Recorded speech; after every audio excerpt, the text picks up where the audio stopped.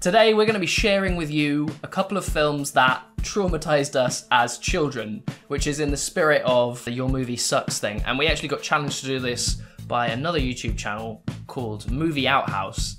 And you should definitely check out his channel because it's really good, really funny, really informative reviews. So definitely recommend checking it out, and we will be linking to his channel in the description. Right, let's get on with it. Let's just take a walk down memory lane and remind ourselves of why these films scared us so much to start with.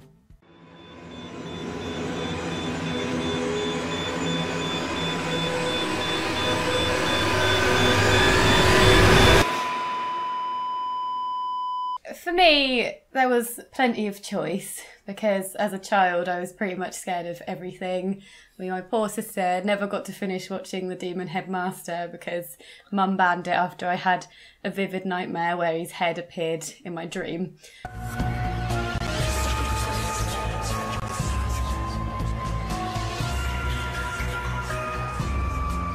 I think that's fair, because The Demon Headmaster is actually terrifying. I think it's still quite terrifying. Yeah, that wasn't my choice for this. I picked Watership Down.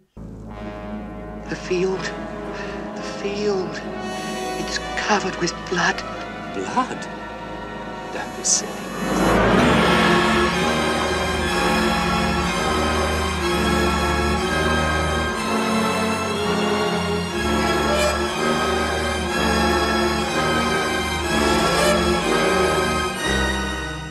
I mean, that is a classic, terrifying movie for children, I think.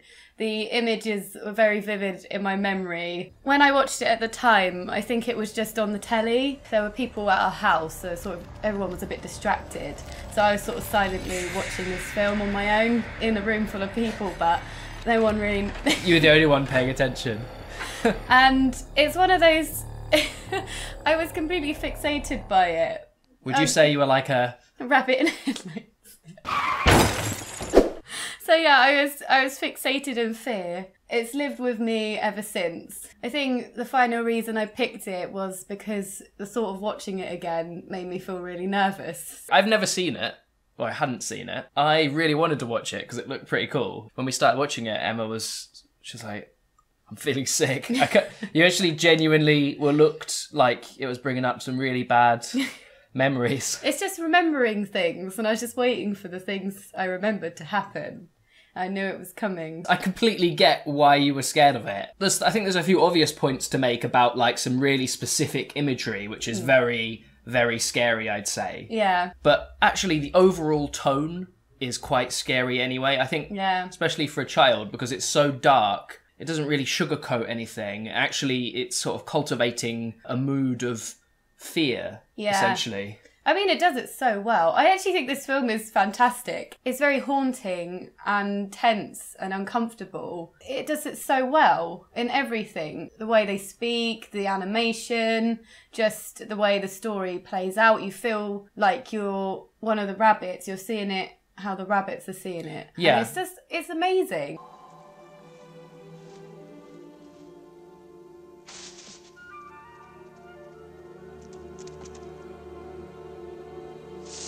Elendri.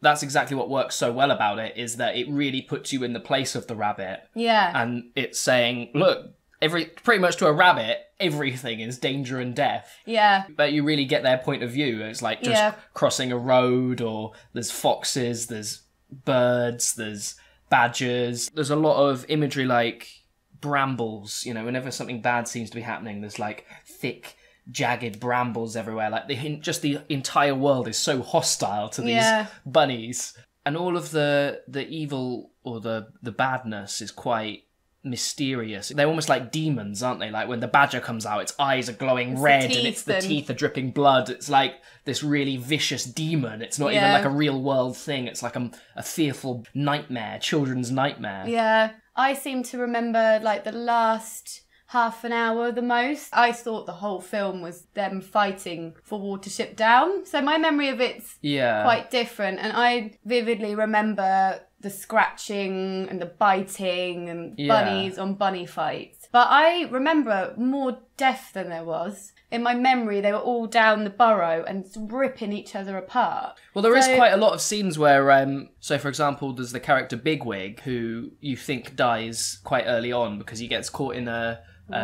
noose thing. But then he's okay, but they think he's died, and then it turns out he's not dead. So, like, I can see why you might get a bit confused in your head, like, lots of people died, but actually, there isn't that much death because they sort of seem to almost die, and then they kind of come back. Over the years, my memory is just focused on probably the most traumatising part of the film. Obviously, the whole tone of the film is very dark. I don't want to spoil the story in case people haven't seen it. The way that the film encourages an acceptance of death is just there's nothing particularly wrong with that. You don't really get many children's films that directly take on death and old age and things like that as their themes, the main themes. Yeah, I'm actually really glad to have rewatched it, and I can appreciate it now because it's actually like a really good film. Yeah, I'm so glad to have seen it. Netflix and BBC are doing a 4-episode mini-series. They're going to be an hour each. What do you reckon? Yeah, I'll give it a go. I'm guessing it's going to be CGI, like computer animated. Probably. Maybe not though, who knows? Well, we're going to be taking quite a sharp turn here in the video to cover the one that I've decided was my sort of childhood trauma, or at least one of them. Like you, I was quite a fearful child, I think. I had quite a vivid imagination. So when it came to films, I could often be quite scared of them. I'm embarrassed to say that my one is going to be this film called Sphere. No doors, no hinges of any kind. I'll bet you if you put a laser micrometer on this thing, you'd find out it was a perfect sphere.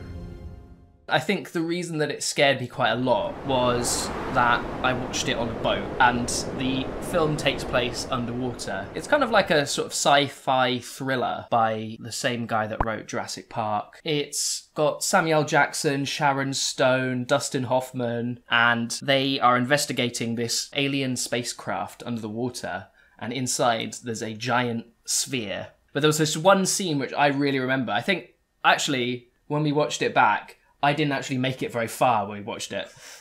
The boat was like an overnight boat to Ireland, and they had a little cinema. Yeah. So I think I watched it there, and I think I must have left quite early on.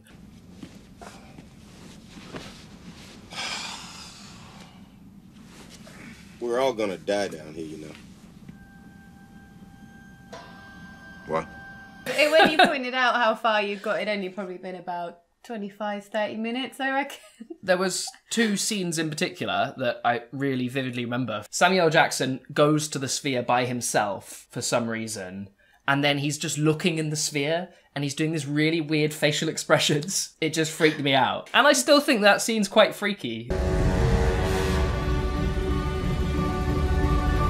And then there's a scene a little later on where Queen Latifah, she's actually playing a pretty subdued role. She gets stung by this massive swarm of jellyfish. At first she's like, oh, this is so beautiful. And then they start stinging for her suit. They're stinging for my suit! And then she dies and her face is all swollen up. That scene, I think, just completely terrified me. I think because there was this sort of mysterious vibe to it. They were all on the sea, or, you know, in the sea, and they weren't expecting things to go wrong. It was like, oh, this is going to be fine. But then, like, weird stuff starts happening. Yeah. So I think that just immediately drove my imagination to overdrive. Yeah. Like, I'm on a boat, and I'm thinking, well, what if we ran into a mysterious sphere? Or, like, what if everyone says it's safe, but maybe it's not? Maybe it's like the woman with the jellyfish, where they were like, no, it's fine. But actually, she died. Fletcher, this is Dr. Fielding. Just swim through them, they're harmless.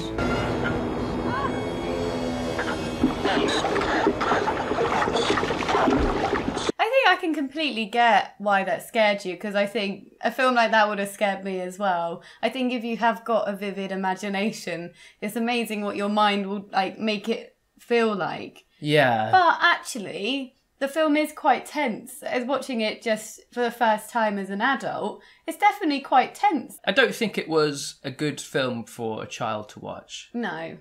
It's quite adult. An adult wouldn't find it as scary, obviously, as a child would. There was a few jump scares, but it wasn't really trying to be horrifying in any way. No.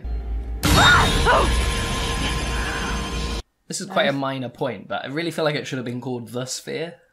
Just saying sphere on its own is there's something weird about that. It's quite a difficult sound to make. Yeah. Minor point there. Comparing the two things that we've got here, I'd say that yours is probably more justified in being scary. There's something about animation that can be way more terrifying, I think, because you can push those boundaries. Yeah. I sort of looked it up before we watched it and saw, it had a universal rating. There shouldn't be, I don't think. Which, for a U classification in England is supposed to be suitable for anyone. There's supposed to be no... Even a PG is like parental guidance where, children can watch it, but it might be too scary for young children. But a U is like, anyone could watch this. So the fact that it's a U is actually mind-blowing. I think it's probably more scary than a 12A, like, I don't know, Spider-Man or something. Yeah.